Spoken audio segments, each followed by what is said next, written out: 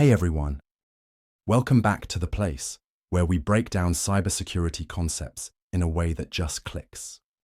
Today, we're exploring how remote access works. Whether you're working from home, managing servers in another country, or just helping a friend with their computer, remote access is the tech that makes it all possible. Let's start with VPNs, virtual private networks. A VPN creates a secure tunnel between your device and a remote network. It encrypts your internet traffic, making it look like you're accessing the web from another location. This is great for privacy, security on public Wi-Fi, and accessing resources as if you were physically in the office. Next up is SSH, or Secure Shell.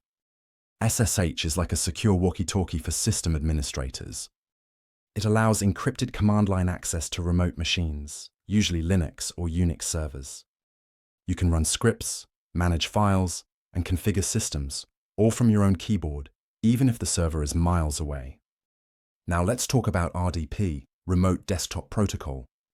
Developed by Microsoft, RDP lets you view and control a remote Windows computer as if you were sitting right in front of it. It's like screen sharing, but with full interaction.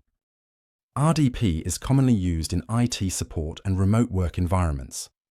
And then there are desktop access apps like TeamViewer, AnyDesk, and Chrome Remote Desktop. These tools make it easy for anyone, not just tech pros, to access and control another computer over the internet. They usually come with features like file transfer, session recording, and multi-platform support. Each method has its strengths. VPNs are great for secure network access, SSH is perfect for command line control, RDP offers full desktop experience, and desktop apps bring convenience and user-friendliness. Of course, with great access comes great responsibility. Always secure your remote access tools with strong authentication, encryption, and regular monitoring. A compromised remote connection can be a direct path into your entire network. We also have a whole playlist of videos covering networking concepts, including training that aligns with the CompTIA Network Plus certification. Be sure to check it out if you're ready to go deeper.